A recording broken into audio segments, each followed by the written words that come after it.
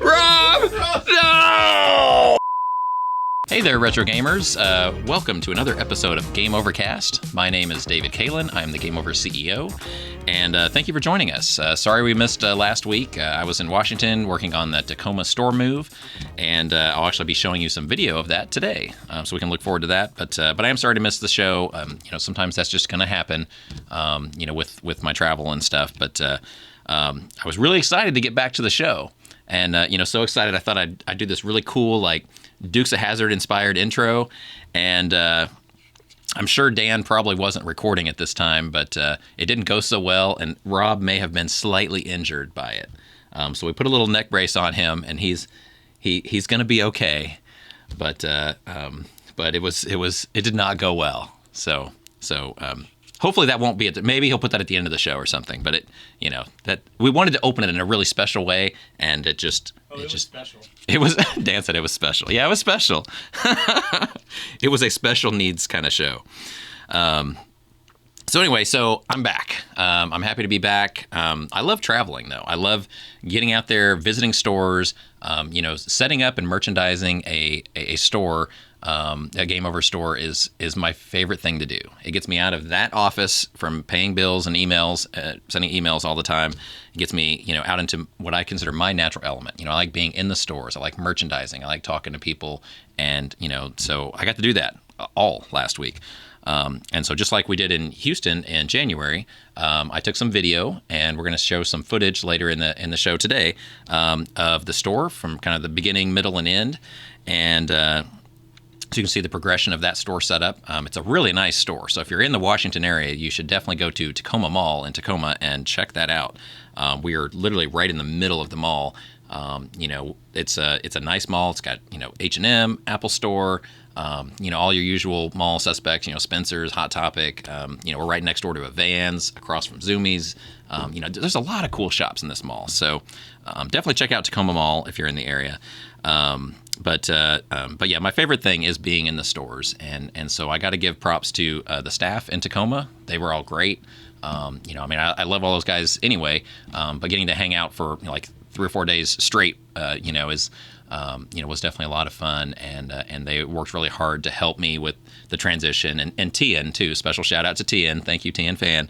Once again, helping me out with this monumental thing that we.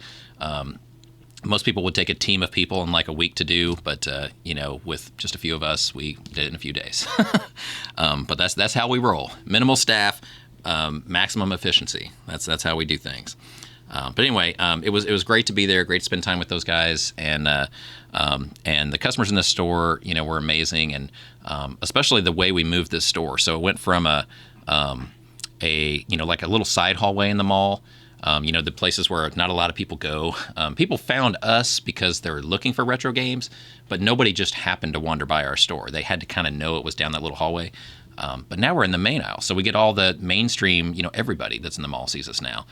And it's been amazing seeing those people come in, because, we see people just like dead stop walking by the mall. Just, huh? What? And just be amazed at like just the windows in the store, the window displays we have, and then all the games on the walls, and people just start randomly talking to each other, like random strangers, like, oh, I love this game, and then somebody else behind them would be like, oh yeah, I had that as a kid too. And just these conversations would like organically start in the store with customers that didn't know each other. And, I just love being in that environment. So it was a lot of fun just to be there, like little fly on the wall, kind of listening. I was working in the background, but I was listening to what everybody was saying. And, the feedback was all great on the store. And it was just a really fun environment. So I love that. So that was a lot of fun. But now I'm back, and I'm behind on everything again because I was gone. And so it's like this constant, kind of revolving door with me of like, I get caught up and then I go out of town and I'm behind on everything. So I'm trying to catch up now. I'm trying to catch up on the show. I'm excited for that. So hopefully Rob will, stick around and we're still friends and everything after what happened earlier. But let's get on with the show. I have a lot of stuff to talk about today. So let's jump right into level 1 with current events and see what's going on in the world of gaming. And we're back with level 1, current events. So what's going on in the world of gaming? What's been going on the past couple of weeks since we've had a little time off? But a couple of news stories to share with you here. So the PlayStation is starting. Excuse me. PlayStation is planning a more advanced kind of online service to counter the Xbox Game Pass service, and it seems like some of the information has started to leak out on that. So it sounds like they're going to have 3 tiers. They're going to do a $10 essential pack, a $13 extra pack that'll have the essentials, just like online play and just some access to games. The $13 extra pack will have up to 300 games, and you'll be able to download them, kind of like the Game Pass on Xbox. And then for $16 a month, they're going to have a premium service that'll also include all that stuff, plus game trials, plus some classic gaming library, and game streaming. So that's all cool. I'm not sure what the library is going to be on the games they'll have on there, or what classic games they're going to have on the premium service. But it's cool that they're ramping up their online service. I know Nintendo's doing that too. Everybody, it's all about having a really robust online service that people will pay you for every month, because nobody wants money one time when you can get money from people every month, right? I like that idea. So they like that too. So they want that money stream coming in. They don't want it one time or once a year. They want monthly. Every month they want money. So anyway, but at least they're going to have a better service and have more options, more stuff for the money. So that's good. So there's that coming up.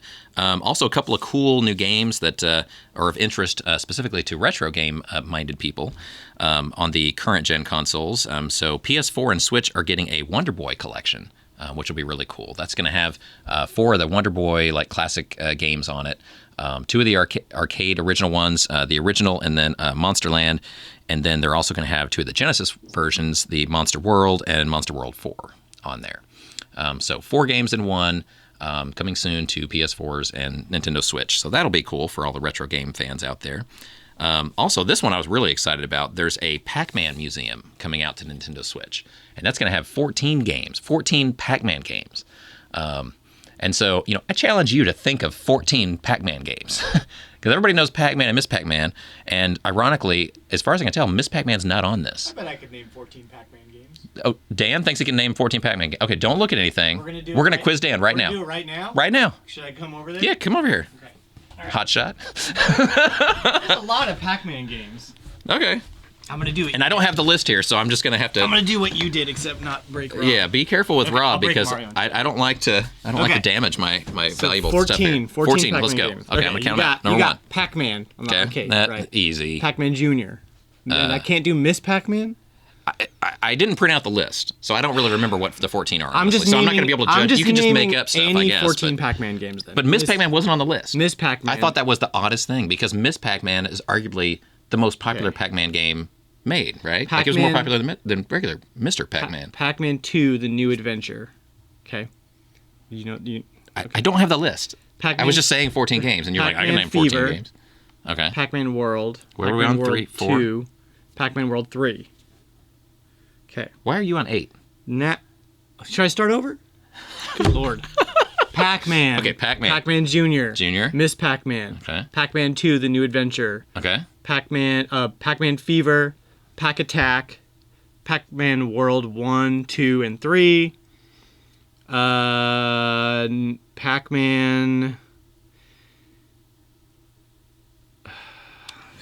Yeah. Yeah, Big Mouth. Yeah. 9. Well, that's pretty good, though. I bet I can. All right, we'll give him a hand. Good job for 9. I bet Namco knows. And I don't have the list to verify, but I want to say several of those aren't on there. So there's even more Pac-Man games than 14. I'm going to look up the list now, because I'm off the... Yeah, you can look that up while I'm going through the other stuff. But it was a pretty cool collection. And some of the games, like Pac-Land, is one that you don't really see a whole lot. But that one was on there, and so that's pretty cool. That's like the 2D, platformer style Pac-Man. So we got Pac-Man, Super Pac-Man. This is officially what's on the game? Yep. Okay. Pac and Pal. Don't know what that is. I don't know. Pac-Land. Pac-Land, that's the one I was just talking about. That's cool. That's like a platformer, like side-scrolling. Okay. Pac-Mania. Pac-Attack, I said. Yeah. Pac in Time. Oh, okay. Yeah. Pac-Man Arrangement. Arcade version as seen in Namco Collection 2. It's like a different version. Okay. Another version of Pac-Man Arrangement. PSP version. Pac-Man Championship Edition. Pac-Motos. I have no idea what that is. Pack and Roll Remix. Pack and Okay. Roll, remember Pack and Roll? Pac-Man Battle Royale. Pac-Man 256. Okay. Which I had is 14. I was miscounting, I guess, but the so that's 14. Pac-Man 256 is like one of the new versions. yeah. Wow. Almost none of the ones I mentioned were on there. Yeah. Yeah. See, but so it's hard to name 14, but like in reality, there have been probably like 30 or 40 different Pac-Man games. So crazy.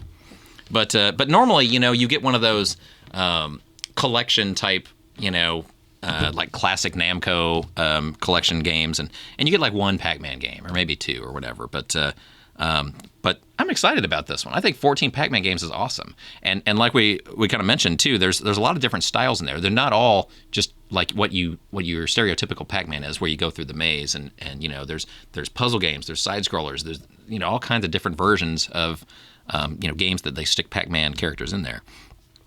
So anyway, cool stuff. So that's coming out soon. And thank you for your assistance, Dan. Yeah, you got it. Thanks for jumping into action there. Happy This to show be is all about jumping into action. That's our theme throughout the show. Happy to be wrong live on air. Yeah, no problem. All right. I'm glad I could set that up for you. Trapped. All right. So let's go into more retro gaming specific news. So those are some retro games, but coming out on newer consoles. But in retro news, recently somebody found a bunch of sealed games from the 90s. That I saw this on Kotaku. I'm sure it's been on a bunch of things, but basically some anonymous person from an anonymous video game store, which I couldn't find out like where it was, what it was, or who it was. So I'm a horrible reporter. I don't have any of the who's, the where, the why, but the what is they found a buttload of video games from the 90s, most of which are sealed. Which to find anything sealed from the 90s is pretty cool. But they actually had some decent games too. There was like a sealed Chrono Trigger, right? And just crazy stuff. They had Genesis games, 3DO games, Saturn games, Super Nintendo games. Again, almost all of them boxed, almost all of them sealed in the plastic. So what they estimate is that this is about $1 million worth of today's retail prices. You know what retro games go for these days, especially sealed stuff. It's about $1 million worth of games just found that some dude had, and just a game store closed. So ended up with a bunch of extra merchandise, which back then people probably thought was just junk or surplus or stuff like that. Like maybe I'll sell it someday or whatever, and somebody unearthed it and brought it into a store or something to sell it. And crazy, right? But it does happen. You think people hoard video games right now, but there's some people that have been hoarding for decades, like this, that just have this stuff sitting around and will never even know until that person, moves or dies or something, and somebody finds the stuff and it's like, oh my God, like, where did this come from? So anyway, that was pretty interesting, and obviously it's been shared all over social media. It's gone viral, the video of the kind of, I guess a walkthrough of all the games they got. So really cool stuff. And another viral video, a viral video from TikTok from the Johnny. Was going through all the relationship between retro game soundtracks and the current pop songs at the time. And he had like a correlation where, I don't know if they actually sampled the songs or it just really sounded a lot like it, kind of like Vanilla Ice and David Bowie. And he was like, I totally didn't sample David Bowie, but it sounded almost the exact same. He just changed like one little note somewhere. So I don't know, but basically, he went through like, let's see, he had Chrono Trigger. He said Robo's theme was just like Rick Astley's Never Gonna Give You Up. Mega Man 02 Gravity comes from Led Zeppelin's Kashmir. And he was going through the stuff, and it's a really fun video to watch. So if you have TikTok, if you do the TikToks, you kids with ticks and your talks, go check out the Johnny, and that's TheJahni. But go check him out. Check out this video, and pretty fun stuff. And whether they did it on purpose or not, it is understandable that pop music, whether you like it or not, it does get into your head. If I hear a Britney Spears song, I probably know that song, and it's not because I love Britney Spears or like I have all her albums or anything, but it's just like pop music is so pervasive that when it's hot, when it's the hot thing, you hear it everywhere all the time, and it just kind of stop singing Britney Spears. Okay, Dan is getting into Britney Spears, just as an example. But you know how this stuff is, right? I had a poster on my wall when I was a tween. Did you have a poster? I sure did. Oh my gosh! Yep. Was it in some kind of like skimpy outfit or something? Like love you, like Britney Spears. What do you? No, I had a very tasteful image of Britney Spears on my wall. She was in like a pantsuit and like glasses, and she had like books, and, like a dictionary under her arm. Yes, that's exactly what it was. Like stay in school, kids. That kind of picture. No. Although Britney Spears probably would have been hot in that photo too, so it's fine. Yeah, Britney Spears is pretty hot. Yeah. Well, I don't know. As a person, I think she's probably pretty weird, but especially back then. I mean, You're one to judge. I know. All right. This is my favorite episode so far. So just because I'm not young and sexy doesn't mean that I can't recognize someone who is young and sexy and appreciate that about them. Anyway. So I'm going to move on, Dan, if that's okay. I'm sorry. All right. So anyway, that was it for level 1. So let's go on to level 2 and talk about company info, what's going on right now at your local Game Over video game store. And we're back with level 2, the company events. So what's going on at your local Game Over video game store this month? So it's March now. So happy spring to everybody. Or spring doesn't start till mid-March. It's almost spring. It's just before the time change and the season change, but for me, March 1st, that's spring. So happy spring, everybody. So in March at your local Game Over video game store, we have sales. We have sales all the time. So definitely take advantage. And if you don't know about the sales and you want to, there's a free email you can sign up for in our stores. And basically we send you emails like once a week. We let you know what's going on, and you can come take advantage of those sales. But also we have this show. And that's one of the great advantages of this show is I get to basically promote all of our sales. So you can just watch this and find out what's going on. So the next one up is March 4th through 10th. So coming up soon, probably at the time you watch this video, this will be going on, March 4th through 10th. It's an Atari sale. So all of our used Atari games for 2600, 5200, 7800, the 400, 800 computer games, also any XE games, which we probably won't have that many, but some stores have some. But all the used Atari games are going to be 20% off. You can also save online on our website at gameovervideogames.com. Just use the code ATARI20, ATARI20, for the spelling challenged. It's Atari20. So you can use that online. And so for that week, you're going to save 20% on all the used Atari games. And there's a lot of them. So take advantage of that. Also coming up, I didn't know if you all know this, but in March, on March 10th, because when you write the date, March 10, it looks like MAR10. It looks like Mario. So that's Mario Day. It's a unofficial, official. Is it official? It's official. Dan says it's official. So it's an official holiday. So you don't have to work, right? So everybody's off work. So banks are closed, school's out. Everybody's having parades in Mario's honor. So it's an all-day celebration. But in between your celebration and your day off from work and school, you can come into Game Over Video Games, and on that day, it's a Thursday. So on March the 10th, for that one day, we're doing 20% off everything Nintendo related. Yeah, so like Nintendo consoles, Nintendo games, Nintendo merch, anything with a picture of Mario on it, or anything. If you can argue that it is Nintendo related, we'll give you 20% off. So it's really just about your powers of persuasion, really. 20% off for that one day only on the 10th. You can do that online too. So if you can't make it out to a store, or if you're watching from one of our thousands and thousands of viewers around the world or around the country, you can go to GameOverVideoGames.com and use the code MAR10, which also kind of spells and kind of looks like Mario, to get that discount. So you can save 20% online with that. So that's coming up on that day. Then we have a clearance sale. I don't know if you've been in our retail stores recently, but if you have, you'll notice each of our stores now has a black metal bin somewhere in the middle or back part of the store. It's where we dump all the clearance stuff, any broken consoles that we sell off for like parts or for repairs or anything like that. But yeah, all of our closeouts, clearance, defective consoles, stuff like that, it's all in one bin in our stores. And all of that stuff is going to be 50% off its current marked tags from March 11th through 17th. So for that week, the clearance stuff is half off.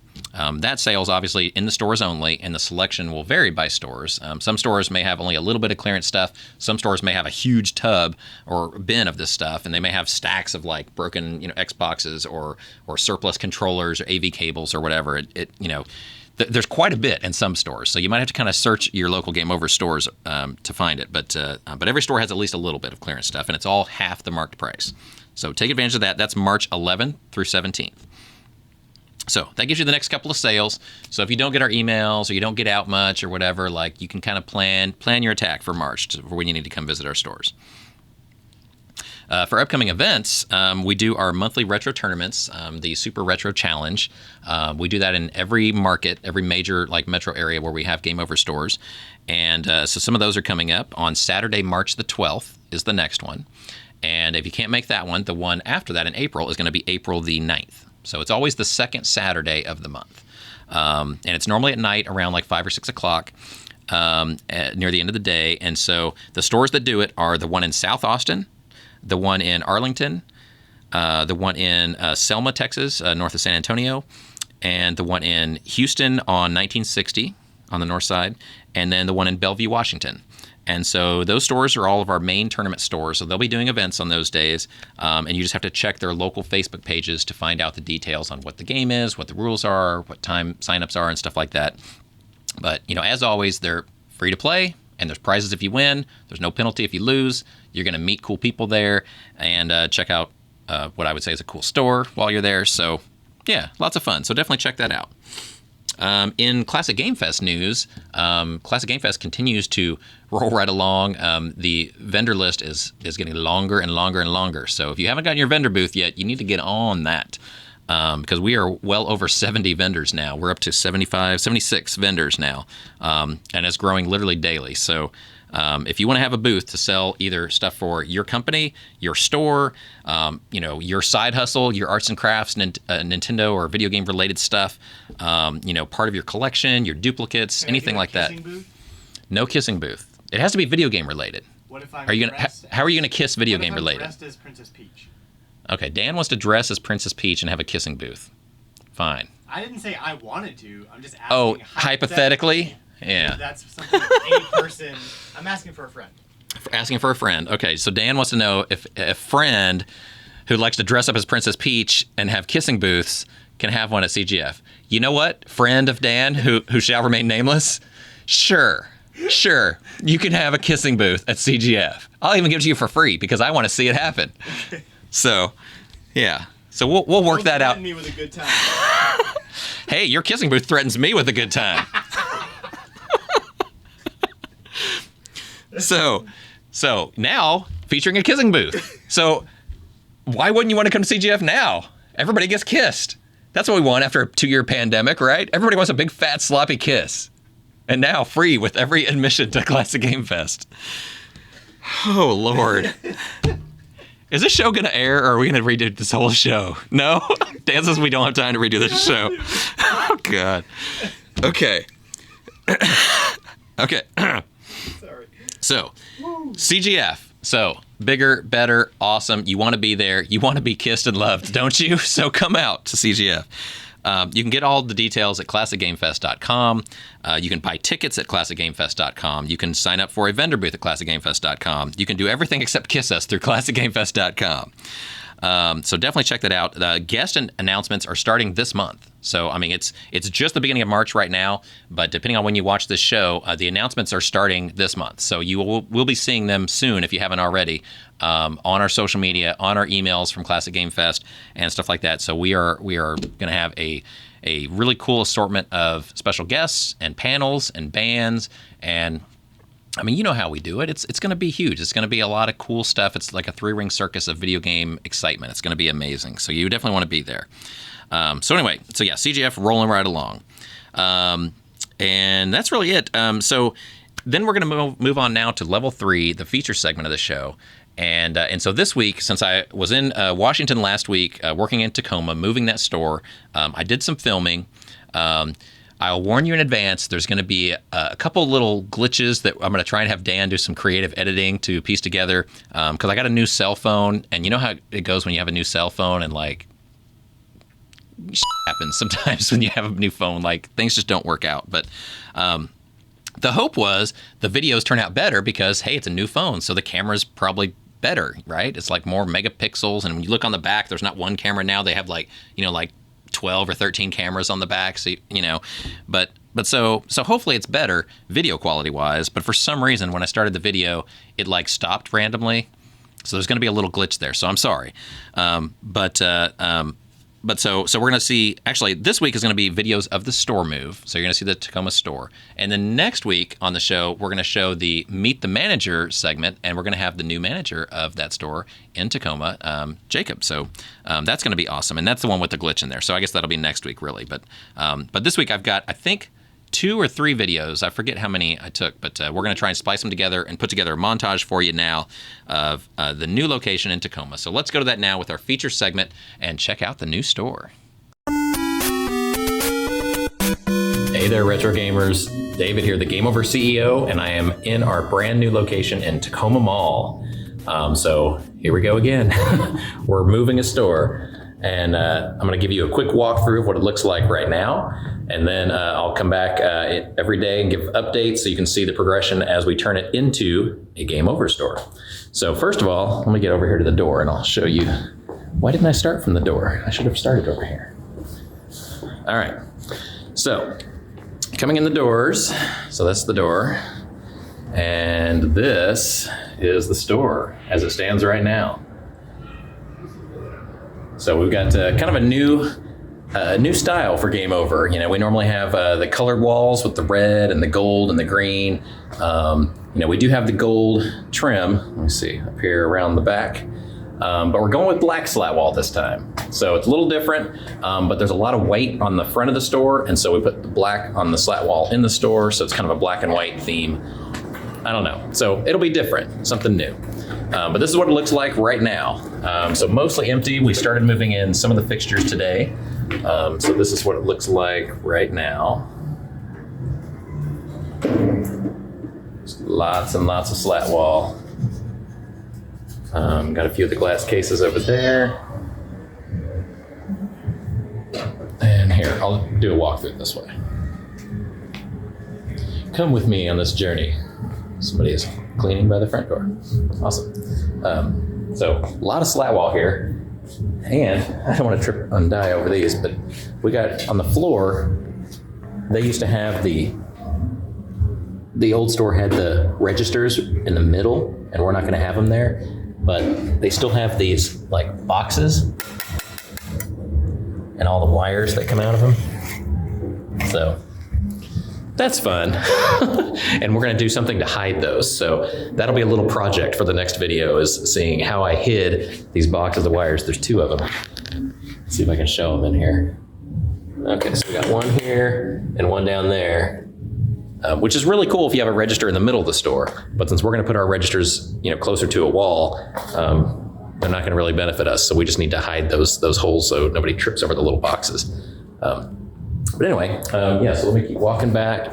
A lot of space in this store. This store is about twice the size of the store that we have right now in Tacoma Mall. So it's a big upgrade for us. Also, it's a better location. It's more in the main aisle of the mall, because right now our store is in a side aisle, which you probably know from going to your local mall that if you're in the side aisle, you don't get quite as much traffic as if you're in that main aisle right down the middle of the mall. So now we're going to be in the main aisle. So we're going to be right on the highway through the middle of the mall. So here's a view from the back looking towards the front. Yeah, cool, huh? Plus, there's a huge back room. So let's go check out the stock room. All right. Oops, sorry, the door's kind of stuck here. And this is the stock room. The previous tenant left us lots of cool boxes of crap up on top of the bathroom, and a couple little fixtures and things over here, but they're white and we use black, so it's not really gonna help us any. This is one of our favorite things. It has, here, look. It has a bathroom that is huge. Now, bathrooms may not seem very exciting, but our old space in this mall did not have a bathroom. So when our employees had to go to the bathroom, they had to physically leave our store, walk down the hallway in the mall, and go to the bathrooms that are, what feels like a mile away. And that sucks. And so now we have a bathroom. So this little box back here, where the bathroom is, that's probably gonna be everybody's favorite part of this whole store. But anyway, it's very large. So we're gonna put all of our extra fixtures and things back here. Oh wait, who's that? Hi, Mom. I'm famous now. Look, it's Tian Fan. Special guest appearance. I'm the sucker that got roped into helping this weekend. So looking forward to my 50-hour work week. Yeah. Thanks, boss man. It'll probably be 60 because I'm taking a break. Right. That's fine. I don't need sleep. So you got it from here, right? You can do this. That's fine. I'll just stretch out right here. Yeah. There's plenty of room. Like we could just sleep back here. Just put little cots on the floor. So that's all we need. There you go. That's why he's the CEO. That's right. We're gonna save money on hotels. It's gonna be awesome. All right. So anyway, yeah, this is it. This is the big, new, bigger, better, cooler, blacker Game Over Video Games. So get ready for fun, everybody. So this is video number 1, and I'll come back and show you updates as we start putting in the shelves, setting up the sections, and getting it all ready to go. So stay tuned for the next video. Hey there, Game Overcast. Welcome to another episode of the show. And this is David KAELIN, your Game Over CEO, coming to you from the new TACOMA location in TACOMA Mall. We've been in this mall for like 5 years, but we just recently moved the store to a bigger, better space. We're in the main hallway. And sorry, I should have done more updates between the first video and this one because you're going to be like, wow, that's a lot of change. But sorry, it's been a very long couple of days. But here is the store as it stands right now. We did open in this location yesterday. So now we are located in the new store. It's right in the main hallway next to Vans, across from Zoomies. It's right in the main flow of traffic. But I'm going to give you a quick walkthrough of where we're at right now, what the store looks like. And then we'll come back later today, hopefully, when we're totally finished and show you the finished product. So here we go. So we are, let's see, I'll start at the door. I always like to start in the front. So here's coming in. So you can see right across the way, that's, let's see, Zoomies. And let's see, turn around here. So you come in the doors. And I guess first we're going to want to go this way. So first we've got handhelds, PSP and DS. So a lot of those games to pick from. Then we've got a big glass case right here. This is where we're going to put all the loose handheld games. So it's empty right now, but that's where we'll put all the loose GBA, Game Boy, everything basically loose, even loose DS and Switch games and stuff in there. Then we go to behind the counter area before I walk around here. So we've got, sorry, I'm trying to hold this on my phone, obviously. So Atari games down there. Then we've got some Nintendo NES, Genesis. And then on the wall behind, each section. So you got like Atari, Intellivision, NES, Genesis, Super Nintendo, 64, a lot of different Nintendo 64 controller colors. In the case down here, got some Super Nintendo and 64. And that's kind of where we are right now in cartridges. So this case, we'll kind of pick up from there. We'll do like Saturn and Dreamcast and some other stuff in there. We got to fill this case still. The back wall over here, all the hardware. Let me kind of zoom in on that a little bit. So you've got like the Retrons, all the different third-party consoles out there that play the retro games. Then you've got all the original first-party hardware. So that fluctuates daily as trade-ins come in. We buy and sell and replenish that section every day. All the HDMI cables. So just about every system ever made, there's an HDMI cable or adapter for it now, and we sell those. So we have those. Then we've got music, movies, vinyls, CDs, DVDs, all that kind of stuff. Over here, this is going to be our consignment spotlight. So we'll have all the consignment artwork in there. That's another thing we still need to do. Got two big glass cases in the corner back here. This is going to be our museum setup. It's going to be bigger and better than we had in the other store. but that's also a project waiting to be done. We've got this big thing at the end of the store. When you look in the front doors, you see this straight back. We're going to be putting in a TV and display and just make a really pretty display there. So we'll have to come back to that soon. Then we're wrapping around to the other side of the store. We've got PS1, PS2 in this corner, and I'll do the rundown here. And you got GameCube, Xbox. I wish the GameCube section was as big as the Xbox and PS2, but you know how that is. Those GameCube games are really hard to come by these days. So then we got Xbox, PS3, tons and tons of stuff for Xbox 360 and PS3. Nintendo Wii, tons of games, tons of accessories for those. This is all the more recent stuff up here in the front. You've got Wii U, PS4, Xbox One, Switch. A little bit of stuff in the case here for like PS5 and Xbox X. But that's not really our main thing, so we never really have a whole lot of those.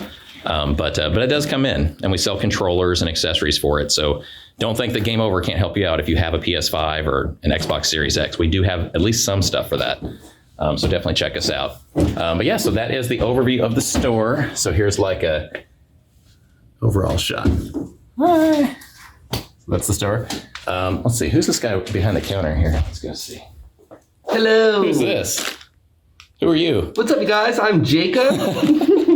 Hey, Jacob. This is the store manager here at Tacoma. So if you don't know already, he worked in the other location, and now he's going to be running this store for us. So when you come in, you'll probably see him here every day, and he will take care of you. Yes, my new home. Yeah. So, and I think later on, we're going to do another video, and we're going to get him on Meet the Manager, and we'll go all into his deep, dark, shady history, backstory, Gamer Past, the ghost of Gamer Past, and see what he's all about. But yeah, so that is the overview of the new and improved and bigger and better location, Game Over Tacoma Mall location, open now in the new location. So definitely check it out. You can look on Facebook at facebook.com/GameOverTacoma. And yeah, it's a really cool location. So we'll come back a little later and hopefully fill in some of those little holes that I pointed out in this video, and the store will be totally finished and polished and look really nice. So thanks for watching. Hey there, Retro Gamers. We are back. This is the final walkthrough of the new setup in Tacoma, Washington. So here we go. It's been a long week. This is a lot of work moving a store. But let me start over here and we'll do the full kind of walkthrough. We even have stuff in the windows too, but I don't want to go all the way outside to show it. But yeah, we just put boxes in the windows, so it looks pretty cool. So we've got your handhelds here, PSP, DS. The handheld case is coming together here. So you can see all that. You've got Atari, all the cartridge systems here, angled down here. You can see all that. Super Nintendo 64, Dreamcast, Saturn, TurboGrafx, all the Retron systems like third party, all the original first party hardware, HDMI adapters for every console. Zoom in on that because I always think this is really cool. This is all the HDMI adapters. Yeah, like everybody needs one of those. We've got a consignment section started here. Need some more consignment art, so any local artist in the Tacoma area, come see our store. You can email us at info@gameovervideogames.com, and we'll email you the info on signing up for that program. We can sell your artwork here. Didn't get the museum set up yet. We'll have to do that on a future visit. In the back of the store, we got some boxes set up here. We're going to be putting a big TV up here so we can do tournaments and events and play other videos during the day on it. We've got PS1 and PS2 in this corner. That's quite a bit of stuff. GameCube, kind of light. GameCube's light at all the stores now. It's just hard to come by that stuff. Let's see, Xbox, tons of original Xbox games. Xbox 360, tons of those games. PS3, tons of PS3 games. Accessories, controllers, replacement wires, anything you need. Nintendo Wii, a lot of that. And then we got Wii U, PS4, Xbox One, Switch, some of the newer controllers. So yeah, I mean, we've got it all. This is now one of our biggest, one of our newest, one of our nicest stores in the company. So yeah, definitely check it out if you're in the Washington area. Thank you for watching the podcast, and thanks for watching these videos. And definitely come by and visit if you're in the area. Say hi to the crew and say, hey, I heard about this on Game Overcast. So anyway, thanks for your support, and we hope to see you soon in Tacoma, Washington. We're in TACOMA Mall, right in the middle, across from Zoomies, next to Vans, where all the cool kids hang out. Come say hello. We'll see you there. Thank you. And we're back with level 4, the boss battles. And so today, the boss battle is going to be something we've talked about before on the show, but to put a little more specifics, on it, paying too much for trade-ins.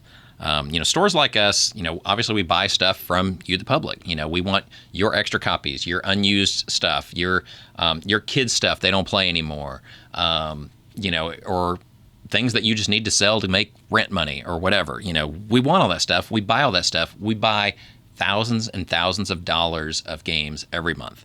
And so I think the specific angle we haven't really talked about on the show yet is the paying too much for trades thing.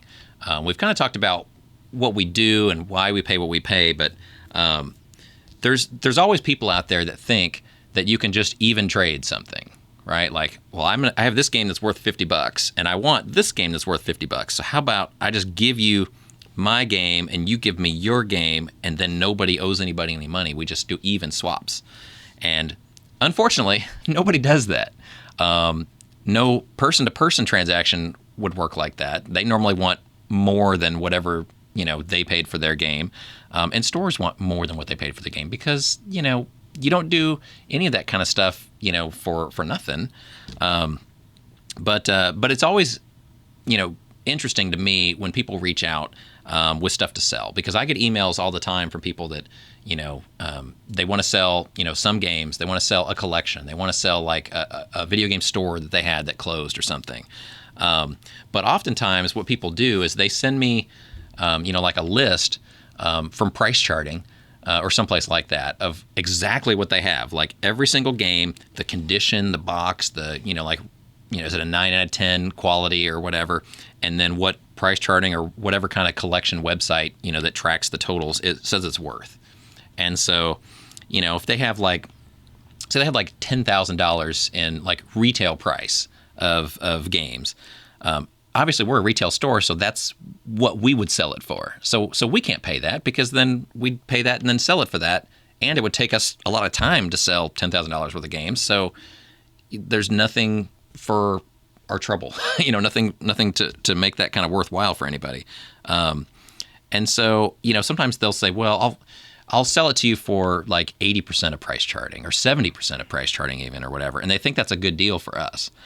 And I always try and be as nice as I can, and I'm sure and hope that all of our employees are equally nice in the stores about it. But as most of you know, you can't go into a resale shop, whether it's clothing, video games, like GameStop or Game Over or any place like that, and expect to get virtually what your stuff is worth. It just doesn't happen that way. And the reason it doesn't happen that way is because to have a business like this, where you deal in used resale type stuff, the majority of what we take in takes a long time to sell. There's some items that will flip in a day. And we love getting stuff like that, like Mario games, Zelda games. Like we can flip those in 24 hours. Like that's great. But normally people don't bring in an entire bucket full of Mario games, right? They bring in a bucket of rando stuff, and then maybe there's a Mario game floating around on the top. And so by us absorbing all of that stuff, because we buy everything, whether it's going to sell tomorrow or whether it's going to sell in a month or whether it might take us 5 years to unload it, we're going to still buy it. But that's why the values that we pay have to be much lower than 70 or 80%. But sometimes I get people very upset about that, or think that we're, and it's not just Game Over, but obviously in this case it's directed towards us. But I know this happens at Plato's Closet or resale clothing shops or other places. Oh, there goes my phone. That's convenient. I didn't mute my phone. Always mute your phone before you do a podcast. But I mean, everybody that goes into a shop like that, you have to understand that, like, when they pay the rent, they pay the employees, they're giving you money right away. So you turn around and leave, you have your money, you're done with it. Like, your transaction is complete. But for them, their transaction has only just begun, and they've already put the money out. So the money is gone. They've got to clean your stuff. They've got to, merchandise your stuff, however they do it. You're assuming all the risk for the item. Yeah. Yeah. So Dan's saying, the risk is on us. That's right. So, In eBay, they're going to hold you accountable for the item if you sell it. Right. Right. But you're out the door. You're never going to see that person again. So. Right. Yeah. Thank you. That's just my mentality. No, that's fine. I mean, but because you've been, you used to work here and you worked at other places that sold games too, and you've been around the block, I still sell games to you. Yeah, so it's like, you can't be holding this number in your head of like, I know it's worth $50, so I want 50, or maybe I'll settle for 45 or 40 or something like that. That just doesn't work. It's not fair to the store. That's you coming in trying to rip us off. That's because just the reality of how much it costs to run a store, to staff a store, to pay the bills, to clean those games, to merchandise those games, and then to, in some cases, like sit on those games for what can be years sometimes to sell them. Like, yeah, we may get $10 or $20 or whatever for that game, but because we have 20 other copies, your game may not be actually making us any money back for years.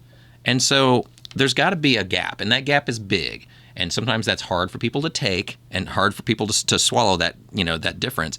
But I always find it so, just interesting when people, come with that kind of perspective of, I expect to get what my game is worth, and then want us to just sell it for also what it's worth and be happy with that. It doesn't work that way. So I always try and be nice, but to me, buying games, especially when you have like hundreds of games or thousands of games, and we buy collections that are pretty large sometimes, it's like when you go to Costco or you go to Sam's or whatever, right? And you buy like, you like Coca-Cola, and so instead of buying a 6-pack at H-E-B or local grocery store, you go there and you buy like a 50-pack carton of Cokes. Do you want to pay full retail price for each Coke, or do you buy them by the 50-pack because you're only paying pennies per bottle that way because you're buying in bulk? So that's what we try and do, especially on a large collection. Like, yes, you may have some gems in there that are worth hundreds of dollars, but because we're taking often hundreds or thousands of games at once, you're not going to get, blue book price charting value for every single game because it's impractical to do it that way. So I try and be nice. I try and explain to people, but the reality is I wrote down the stats on here. So Game Over gets approximately 10,000 items per month, 10,000 new items traded in. So we spend per store normally around $5,000 a month on buybacks. So we have 12 stores. So we spend about $60,000 a month buying games. So that's a lot of money. And, so for that money, we're trying to replenish stores. We're trying to stock stores. We're trying to buy the gems in there, but also, account for the fact that a lot of those games that we're going to pay for, we're going to clean, we're going to sit on our shelf, and it's just going to sit there and make us no money for a long time. We have to account for that too. And so, it's always a challenge. We try and do the best we can where we do feel like we pay more than just about any other pawn shop, any other game store, more than GameStop, but are we going to pay you 70 or 80% of price charting? No, we're not. And I don't feel bad about that, because if we did, we would make, in the end, zero money, or actually lose money on your collection to do it that way. And that's just the reality. So I'm sorry, but that's just the reality. But I get these emails sometimes, and people just really don't understand, and so I felt like it was important to kind of go into this a little more in detail on a boss battle, and just really kind of flesh out, like, just the reality of that situation and how it has to be for trades. I mean, even getting half of what your game is worth is really good in a resale market of any kind. Whether it's games or cars or clothes or whatever, because most of the time you're looking at like pennies on the dollar. You're looking at, a smaller percent. You're looking at 10, 20, 30%, maybe 40 or 50% on those gems that you have.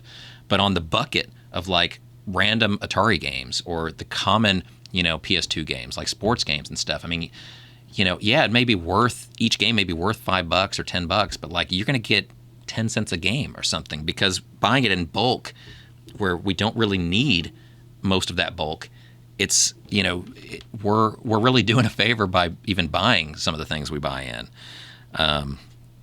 So anyway, it's just, it's numbers and cents, and unless you have a business or you regularly buy and sell stuff, like Dan was saying, he regularly buys and sells stuff, and so if you do that, and kind of what it's like, and you the things that you're willing to part with, you're not going to get close to retail value on, and that's what you do. And if you don't feel comfortable with that, then you just don't sell it, or sell it yourself and take that risk and that time on yourself and wait for that money yourself, and not expect us to give you the money right away, and then us deal with waiting to sell it, and maybe getting that money down the road. Like, you had money today, we now don't have money today. So anyway, that's just kind of how the trade-in process works. And we're always open to buying stuff. We always try and give fair values, but we give fair values based on what we're going to resell it for, and we have to at least double the price of everything we sell, and that's just to survive. That's not to pay for my cool car and my cool house, which I don't have either. But I mean, that's just survival. And so in most cases, unless it's awesome games, you're going to get even less than 50%. And so it's just, you need to know that going in. You need to be aware of that and understand why. And it's not because game store owners live these lavish lifestyles, because most of us don't. Most of us do this because we love it. And it's not because we're getting rich by making such huge profit margins on your games. It's because it's huge overhead, and then the huge profit margin pays for the huge overhead, and we end up with this much when that's all said and done at the end. So, yeah, we make money, but it's not crazy money. So anyway, that's, I think, the kind of in a nutshell, how that trade process works. And when you come in with your huge list of 10,000 games or whatever, just understand that to us it's like a bulk sale. So when you have 10,000 games and you say, but this copy of this particular game is in this condition and it's worth this much money according to price charting, so I want this much money, I don't even have enough time to go through 10,000 of those with you. There's not enough time in the world for me. So I'm gonna look at the gist of what you have, and generally how much we should pay per game for that type of quality level or that system or whatever, and we're gonna come up with a price. But it's it's got to be on more of a bulk level, and understanding that the high margins go to pay the high overhead, not high profit for the stores. So that's how trade-ins work. So it's the sad reality. It's sad for us. It's sad for everybody, but it's the way it works. So I just thought I'd explain that a little bit more in a boss battle. So now you will understand the next time you go into Game Over or any other store. You go to sell, your car. You go to sell clothes to one of those resale style shops or whatever, and you're just like, man, this is worth way more than that. Yeah, it is. It is. But if they didn't pay you so little for it, they wouldn't be able to afford that store that allows them to pay you anything for it. So if you want the store to be there, you want the ability to sell your stuff to be there, that's where the cost goes.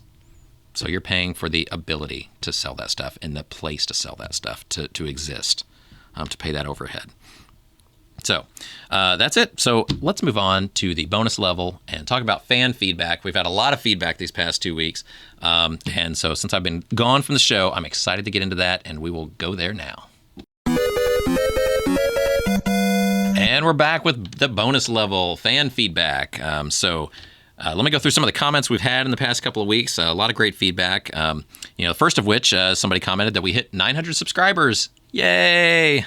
So we got 900 subscribers now on YouTube. So that's awesome. I hope that we can maybe hit 1,000 by the end of this year on this show. So that means we need to add about 100 a month. So if we have 100 people watch the show, everyone needs to tell a friend and get them to subscribe to the show or the channel, and do that every month. So that's your mission, retro gamers. Help us tell a friend to subscribe to the Game Over Video Games YouTube channel. You can find it at youtube.com/GameOverVideoGames. Very convenient. Do that. Click that subscribe button at the bottom, and then subscribe to our show. But our show has most of the content on the channel, but there's a lot of other cool stuff, like older stuff on there. That we have some cool old videos, commercials, and highlights from old classic Game Fest and other events and stuff like that. So there's cool stuff on the channel. You can search around there, find some young sexy pictures of me or TN on there. So there's some good stuff. So thank you for the congratulations on the 900 subscribers. Got congratulations from several people actually on there, so thank you for that. Let's see. Leptonics missed out on the GameCube. I was talking about the Nintendo systems and GameCube in one of the previous shows, but yeah, he was saying that he has to catch up with the Switch. So missed out on GameCube. I missed out on GameCube at the time too. I never had a GameCube back then. I have one now, but in those days, it was PS2 and Xbox. I mean, GameCube was like that little, the little third wheel that, I know Dan's shaking his head. I'm sorry, but in Nintendo 64 and GameCube outsold the Xbox. Did it? Oh yeah. In the U.S.? I'm gonna look it up right now. Okay. Globally, yes, I'm sure. In Japan, it did, but I don't know about here. He's saying the Xbox outsold GameCube in the U.S. I don't think it did. The other way around. But anyway, so. Oh no, you're right. Worldwide. Never mind. What is it? I'm sorry, I didn't hear you. Did you say I was right? I was wrong again. Dan, I'm sorry. This just in. Dan was wrong and David was right. Shut up. So, anyway, but I mean, nothing wrong with it. It's a good console. I actually like it, but I'm just saying at the time when you talk about like in numbers of sales, like opinions vary, but numbers are facts, and it didn't sell as much. And so, in Nintendo 64 was kind of a, secondary type console. The GameCube was kind of secondary. And then, it really was with, the Wii that they kind of burst back into number one status. And then the Wii U kind of, fell off a little bit from there, obviously. And then, the Switch is like their best thing ever. So, that's just the way it goes sometimes. But I do love Nintendo that they always try new stuff.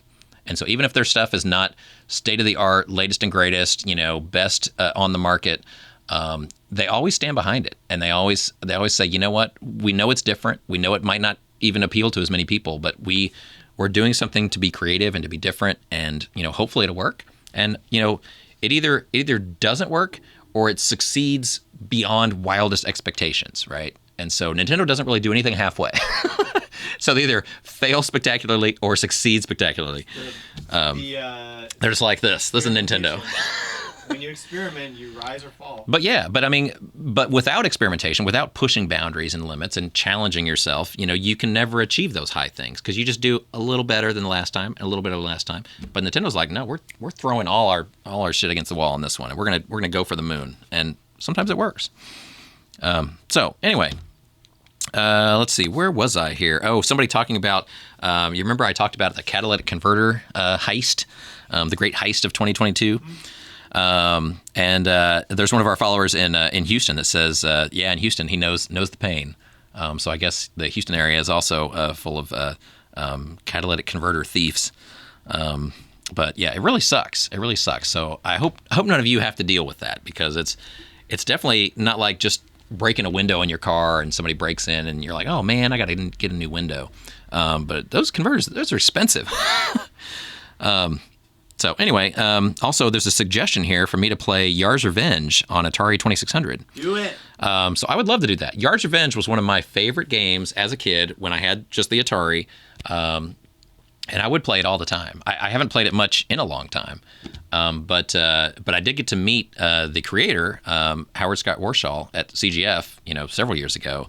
And that was a big thrill for me because that was like really one of my favorite games on the Atari. And I played that a lot as a kid. And to meet the guy that created that game was really cool. And I also had E.T. and played that, and he made that too. Side note, like sidebar. But yeah, so Yar's Revenge, yes. So it's on. We'll do that sometime. So on the next show, we're going to do the Meet the Managers with the manager from Tacoma, Jacob. But maybe after that or one of the shows coming up, we'll try and do some Yar's Revenge time. So that'll be a fun feature segment for me. So I will do that for you, really, but it's really for me. Also, he commented, this person, about there being no show last week. And he's like, why can't you just take your gear to Washington and film up there? And you want to fly me to Washington next time? Yeah. Well, technically, Dan is my gear. So if I could throw him in a suitcase, I would. But he wants a chair. He wants to sit on the plane. He doesn't want to be in the underpart of the plane. So I can't do that. I did film some stuff that you saw earlier in the show from the store, but just on my cell phone. So when I travel, I can film for the show, but I only do the recording, and I do it just on my cell phone. So it's often, not the best quality maybe or whatever, because it's just me, and I'm not a videographer or anything, or a Photoshop video shop. I don't know whatever the hell they use type of person, but I can film stuff on a phone, but I can't do all the transitions from level 1 to level 2 and the intro. And so, Dan is the one that works all that movie magic on us. Bleeping out all your cuss words. Bleeps out my cuss words. There's been 2 on this show, by the way. Yep. So I don't know when, but I think I've said, okay, there's been 3, 3 cuss words on this show, but I won't say any more. But yeah, so he kind of, fine tunes it and edits and puts it all together and makes it into this cool package that you all know and love, and I know and love. And so, if I took it with me and did it all by myself, it just wouldn't be as good. It just would come out kind of crappy, and I don't want that. So I want it to look cool, and Dan makes it look cool. So I need Dan to do that. Let's see. Larry, my friend Larry. Hey, Larry. He's loving the content as usual, so that's nice. He also loved my comment because he was like my honorable mention on the Guess the Game from the Game Manual contest a couple weeks ago. And so he got the right title, which was Karnov, but he got it second, so he was just too late. But he thought it was pretty funny that I couldn't officially call him a badass, even though he's really, really cool. But I had to just say he's pretty cool. So anyway, and he is still pretty cool. He's kind of badass, but I can't really say him official badass because Chris took the title of official badass. So we'll have to do another challenge for someone else to try and win the title from Chris. But it'll have to be official and officiated. We'll have refs and everything. So, okay. But hi to Larry. He also mentioned, we were talking about the Super Bowl in the last show, and he mentioned, because I mentioned something about I watch it for the commercials, because I literally have a marketing degree, and I love Super Bowl commercials. I love seeing what the most money spent on a commercial all year buys. What the creative is, what the content is, who the buyers are. It was a lot of crypto stuff this year, which was interesting. But yeah, so I love that part of it, but I didn't find anything that was super amazing. But he mentioned the Doctor Strange trailer, which was really good. But I think when I was talking about commercials, I wasn't thinking about that, because when I saw this comment, I actually started thinking, I was like, yeah, now that I think about it, the movie trailers probably were the best commercials of the Super Bowl. But I just haven't been thinking of that way, because I'm thinking of, regular commercials, I guess. But yeah, just like, brands like Coca-Cola or Pepsi or whoever that are, pushing their stuff at the Super Bowl, movie companies are also using that as the biggest platform in the world. You get the most eyeballs in the world to watch a show for a couple hours. I mean, that's it, the Super Bowl. So whether you like football or not, I mean, there's a reason those are the most expensive commercials you can buy all year long, all around the world. It's literally the most expensive commercials. And that's because, with TV, especially now, it's so diluted between all the different streaming and different, cable channels and all this stuff. But to maximize your eyeballs, to maximize your money and the amount of people that will see your product, the Super Bowl is it. I mean, so it's expensive as hell, but you can't argue that you won't have hundreds of millions of people that will see your thing. So anyway, yeah, the movie companies do it too, and the Doctor Strange trailer was very cool. And we don't go too far off of the video game subject in this show, but yeah, I'm a big Marvel fan, and so I will definitely see that Doctor Strange movie. Let's see. Also, there's a suggestion that I've been doing the Meet the Manager segment, and I asked them questions about where they grew up and what kind of games they got into, and how they came into Game Over and stuff like that, and so he suggested that we talk to regular customers about that, and that's a great idea. So sometime I'll take Dan out here in the store during business hours, and we'll interview customers and what did you do growing up? How'd you get into video games? How'd you find Game Over? How'd you find us?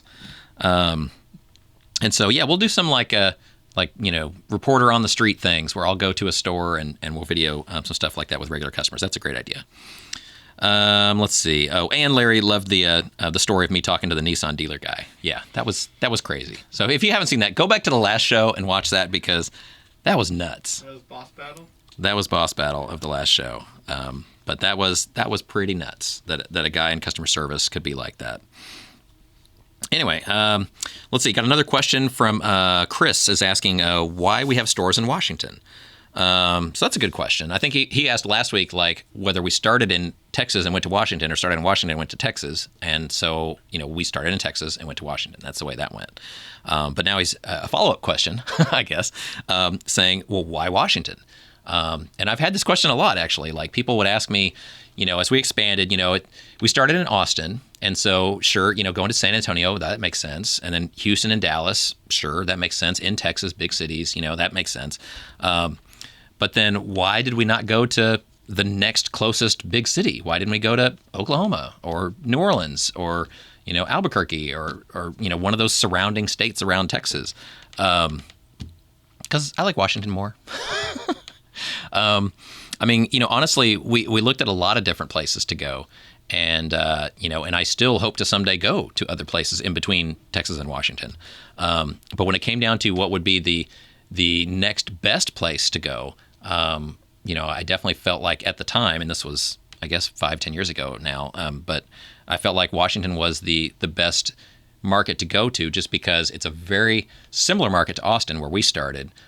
It's got a very strong gaming culture. A lot of gaming conventions. Literally 2 of the 3 gaming companies are based there. Nintendo and Microsoft are literally based there. Like, we have a store in Bellevue that's like 10 minutes away from the corporate headquarters of both those stores. And so if you want to see a Game Over store that gets a lot of bad trade-ins, sorry for bad words, but gets a lot of really good trade-ins, the Bellevue, Washington store gets some amazing stuff. Like one-of-a-kind type things that people bring in that work at those companies. So it's really cool. But yeah, we want to be where the gamers are. So that may not necessarily be, places that are convenient, close to me in Texas here. But I definitely have done what we can to expand, our company outward to reach as many retro gamers as possible. So we want to hit the bigger pockets of the gaming population in the country. And there's a lot of research you can do to kind of find out where those are. But yeah, Seattle's a big one, So Seattle and Austin, Texas are 2 of the biggest gaming markets in the whole country. So if you have anything gaming related and you're not in one or both of those cities, you're doing it wrong. You should be there. So anyway, so that's why we went to Washington. And also I like it up there. I really do. It's beautiful. The trees, the mountains, the cooler climate, the rain that a lot of people don't like, I actually kind of like, because being in Texas, it normally either pours down rain, like you literally flood, like you get a foot of rain at a time, or it's like a drought for a month and you get nothing. And up there, at least it rains often enough that everything's green all the time. It's it gets rain regularly. So I don't know. I do like it up there. So that's why Washington. So let's see. Let's go on here. Pricing. A question about pricing. Where do we get it and how do we keep up with pricing? That's a good question. I think we went into that on a show earlier, didn't we, Dan? Go into that. But like Pricing? Maybe a little bit. A little bit. So pricing. So I'll do a short version here, and maybe we can do a longer version sometime. But so price charting and eBay are probably the biggest tools for knowing kind of what stuff goes for. But we don't really use any of those exclusively because both can be flawed, sometimes significantly. But we try and, we price stuff too. We're retail stores, and so we price at retail prices. And so, sometimes price charting or eBay prices are too low because they're including also the people that are just, casual, players or collectors that are selling like from their house and they have zero overhead. So obviously they're going to sell something for cheaper than us that pay, thousands of dollars for stores and staff and all that kind of stuff. So, they don't have any bills to pay. But then also sometimes it goes the other way because like sometimes eBay or Amazon, places like that, sometimes their prices are actually way higher than Game Over prices because some people just put crazy buy it now prices or they get bid up and they get into bidding wars where in the end it ends up selling for way more than it really should. But sometimes people get swept up in the whole bidding process that you're so trying to one up the last person that you don't realize that once the music stops and you're stuck, holding the bill, you're like, oh, whoops, I guess I might have overpaid for that one. But I was so trying to keep up with this other guy and keep that bid for me or that item for me that you didn't realize how much you actually spent for it. So pricing goes. it's a wide variety. I mean, we try and price everything at a fair price. We try and find relevant, similar sales to compare it to figure out prices. And these past couple of years, especially as prices in the retro market have just skyrocketed, it's a constant process, and we have to check multiple sources multiple times. Every week we're adjusting prices because it changes that fast. It's pretty crazy. So there's really no one easy way I can tell you, like, oh, we use this for prices, or we don't. It's this kind of mix that we have to go through this process. Let's see. Game Over commercial. So yeah, somebody watching the YouTube channel saw one of our old commercials, and I think it's the one that's like, if you go to youtube.com/GameOverVideoGames, that's right on the like it auto plays when you go there. One? No, that's an old one. The claw one is cool, but that's an older one. But the one with Ty in it, because somebody was talking about Ty. It's one of our employees. That's Commercial? I think it's the everything but the kitchen sink one. Where the guy actually brings in the kitchen sink. And so anyway, but this employee named Ty is in it, and we all love Ty. He doesn't work here anymore, but somebody actually commented like, "Oh man, I just saw this commercial just now," and it's we did the commercial like 5 years ago or something, but he's like, "Oh, I just saw this and I miss Ty." So we miss Ty too. I wonder if Ty watches the show. So Ty, if you watch the show, shout out. How's it going, man? Good to see you. Comment on the show. Comment on the YouTube stream and let us know that you watch the show. But anyway, he's a great guy. Yeah, we miss him too. It's, our employees generally, stay with Game Over a long time. And, Ty was here a long time and other people are here a long time. But the bad thing about retail is that nobody really stays in retail forever. So people like Game Over better than most retail jobs, and people stay here longer than they would if they were, flipping burgers or working at some other random store in the mall or something, because, we try and attract and hire and retain people that are passionate about video games too. Not just people that want a job, but people that are passionate about this job, about video games specifically. But even then, even when we find the great people that we have and they love it here, life happens, I mean, you move, you go to school, you have other, career goals, family goals, things like that. And, circumstances change and people move on, and, it happens. It's cool. But yeah, it's, we always try and stay on good terms with everybody, and you always should stay on good terms with everybody too, because, when you leave a job, you never know when, times will change and you might interact with that person again. Somebody that maybe you just walk out on a job and don't quit, don't give them notice or anything. And then later on, years down the road, you end up working for that person, or that person is trying to be the one that's offering you a job, and they remember that you walked out on them, and they're like, well, I'm not giving that person a job. They didn't, they weren't respectful, when they quit. So always be on good terms. But yeah, we have some great employees, and we try and put them all on film at some point. So whether it's Meet the Managers or like Dan doing our video, for the show, and Ty in that commercial, if you poke around our YouTube channel, you can find a lot of cool former employees in there. So it's pretty cool. It's like our little scrapbook of our Game Over family. Cool. Yeah. So let's see. Gunner. Hi to Gunner, new watcher. Didn't know the show existed. Yeah. So we've just been doing this for the show's been on for a couple of years, but I've been doing it just for the past year-ish, or 6 months, 6 to 9 months or so. We started into like mid last year, I guess, or fall last year. But this is the new format with me hosting, and then before that, it was more of just a general kind of gaming podcast. But with me, I kind of steered it back to now it's more store focused, and so it's kind of like half gaming and half, me talking or ranting or whatever about running a video game store, video game company like Game Over. So it's kind of this hybrid model. But anyway, he likes the show, so thanks for watching. So I'm glad you found it. Let's see, great content, love the show. And this is from Gunner too, saying he's supported our stores for 10 years. So he's been a customer for a long time. So I guess he's never, made it to the YouTube channel or whatever. And now he has. And so now hopefully you're hooked on the YouTube channel. So that's cool. So anyway, that's all of our direct feedback and comments, everything that I've seen for the past couple of weeks. But thank you guys for watching. It really is cool. It's a fun little break from me and my what's usually very hectic and stressful week. And this week is no different. And it's been hard for me to, I hate missing the shows like we did last week. But it's also such a struggle for me sometimes just to even carve out this hour for this show. And I know it's the same for y'all. Like, you may like Game Over or the podcast, but you're like, man, I don't know if I have an hour to spare this week or whatever. Yeah, me too. I feel the same thing, because it's like, life is happening all around us, right? And between family and work and everything, it's a lot to juggle. So I appreciate it.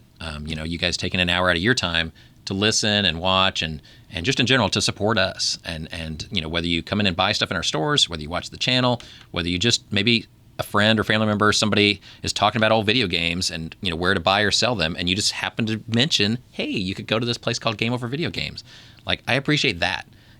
Everything you can do to help bring people our way is greatly appreciated. We need that more than ever now, after this pandemic and everything. So thank you all for your support. Thanks for watching. Thanks for listening, sharing, subscribing, commenting, all that kind of stuff. We're so excited to hit 900 subscribers, so that's pretty cool.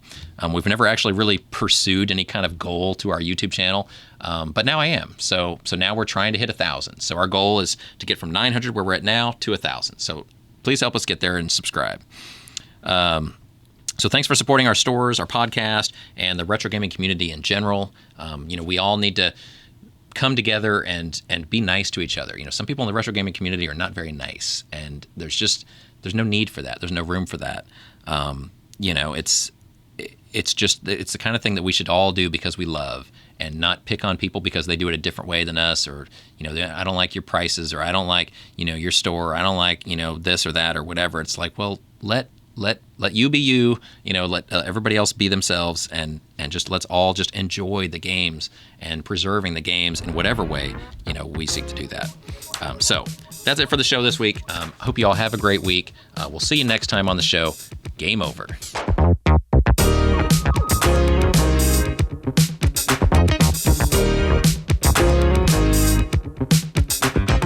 Oh.